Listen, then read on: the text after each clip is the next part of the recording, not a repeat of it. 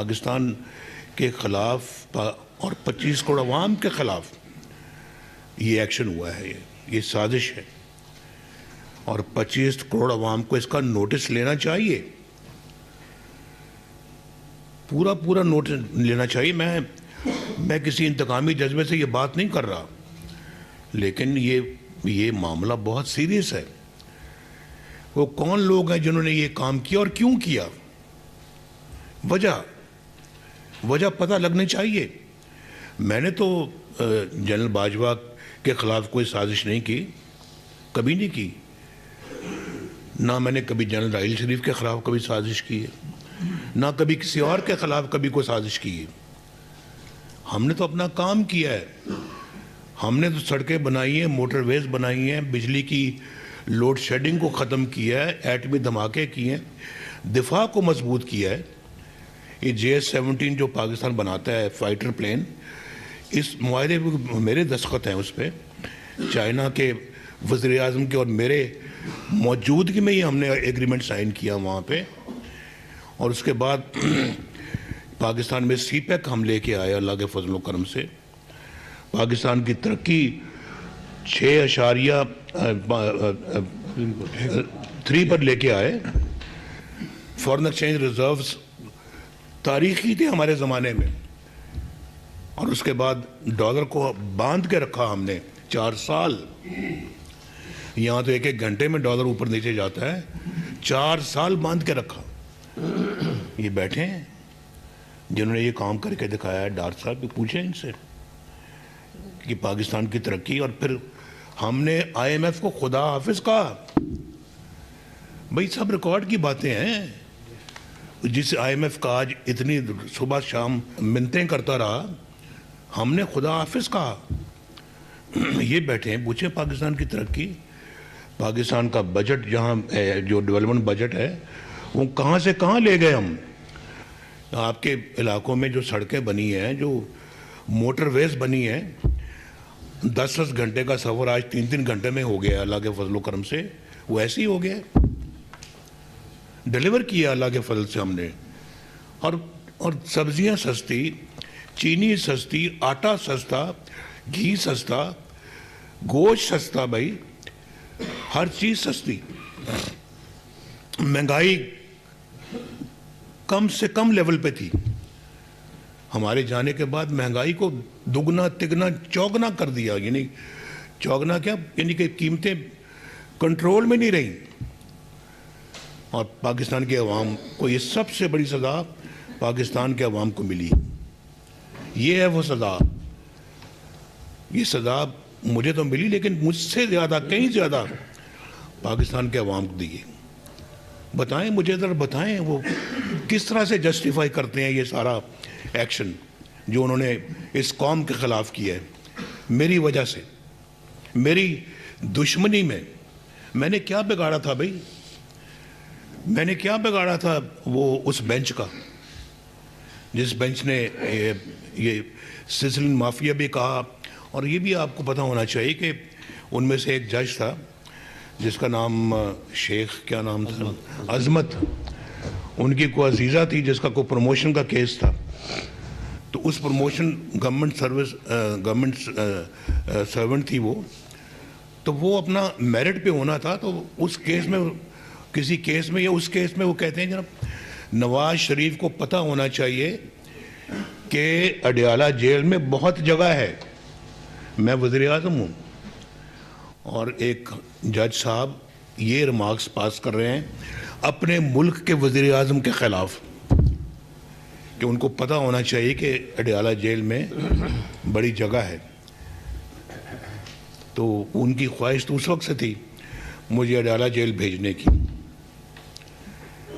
تو اگر اس mind set سے لوگ آئیں گے تو پھر پاکستان کا یہی حشر ہوگا جو ہم دیکھ رہے ہیں۔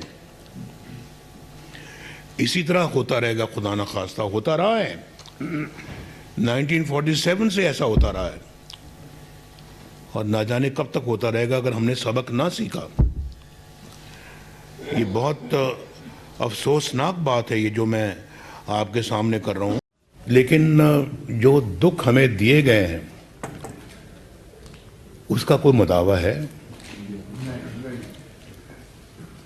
کیا مداوع ہے اس کا؟ اور آپ یہ دیکھیں کہ میں لندن میں موجود تھا، میرے ساتھ مریم بھی تھی، تو ہم نے درخواست کی کہ بھائی ہم آ رہے ہیں، ہمارے آنے پر آپ نے جو فیصلہ سنانا ہے وہ آنے پر سنائے، میں کورٹ میں آ رہا ہوں۔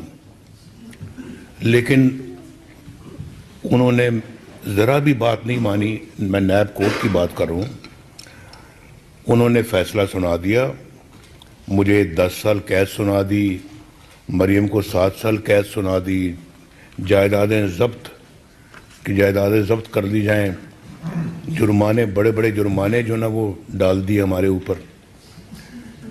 تو میری اہلیہ آخری سانسیں لے رہی تھی وہاں پر، اور میں نے کہا مریم کو، میں نے کہا کہ اللہ تعالیٰ ان کو شفا عطا فرمائے، چلتے ہیں پاکستان سزا سننے کے بعد۔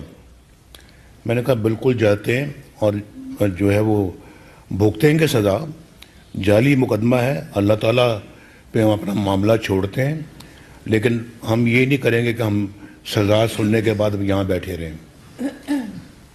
میرے ساتھ گئی، آخری دن تک میری اہلیہ بھی ہوش میں نہیں آئی، ان کو وہیں ہم ہسپتال میں ICU میں چھوڑ کے آئے۔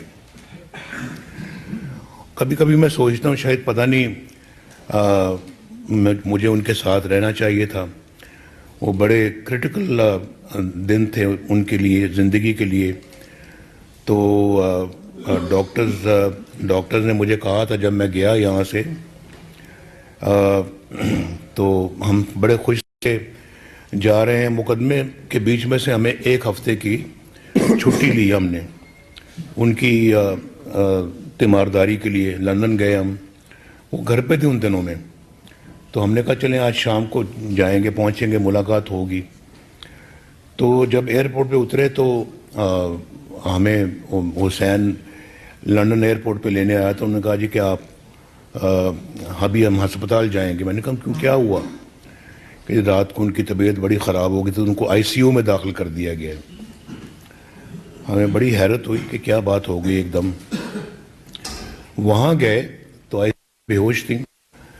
تو جو ڈاکٹر تھا وہ اپنا انگریز ڈاکٹر تھا، تو مجھے اپنا ان کے ساتھ میں نے کہا ان سے ہم ذرا بیٹھ کے بات تو کریں، پوچھیں کہ ان کی کنڈیشن کیا ہے۔ تو بے ہوش تھیں، تو کہنے لگا she has 1% chance of survival, 1%، اور 99% یہ کہ یہ نہیں سروائیو کریں گی۔ تو آپ اندازہ کر سکتے ہیں کہ کیا ہمارے اوپر بیتی ہوگی۔ تو ہم وہاں پہ 1 ہفتے کے لیے گئے، لیکن ان کی طبیعت بہت چونکہ خراب تھی، تو ہم نے ایکسٹینڈ کر دیا اور بھی۔ تو ہم تقریباً 1 مہینہ پھر وہاں رہے۔ 1 مہینے میں وہ ہوش میں نہیں آئیں، اور پھر یہاں سزا سنتے پر واپس آ گئے۔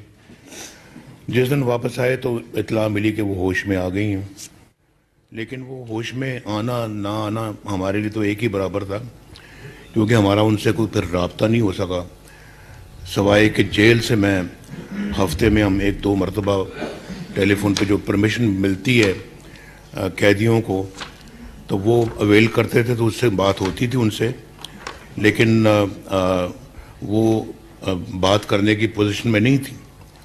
لیکن ڈاکٹرز کہہ رہے تھے کہ ریکور کر رہی ہیں۔ بہرحال وہ اچانک پھر اپنا طبیعت ان کی ناساز ہوئی، ان کو پھر دوبارہ ICU میں داخل کر دیا گیا تقریباً 3 مہینے بعد۔ ان 3 مہینوں میں ہم جیل وہاں پہ اڈیالہ میں تھے، تو وہاں ایک عجیب داستان ہے، وہ میں داستان سنانا چاہ رہا تھا، پہلی بھی آپ نے سنی ہے، لیکن وہ ایک بڑی ایک معنی خیز قسم کی داستان ہے جو بار بار میری توجہ ادھر جاتی ہے، اور میرے منہ سے یہ باتیں نکلتی ہیں، بار بار نکلتی ہیں۔ کئی دفعہ میں سوچتا ہوں کہ میں بار بار کیوں بات کرتا ہوں، لیکن کرنی پڑتی ہے، یہ باتیں یاد رہتی ہیں اور زندگی بھر یاد رہیں گی، یہ نہیں بھول سکتی۔ یہ وہ زخم ہے جو کبھی بھریں گے نہیں۔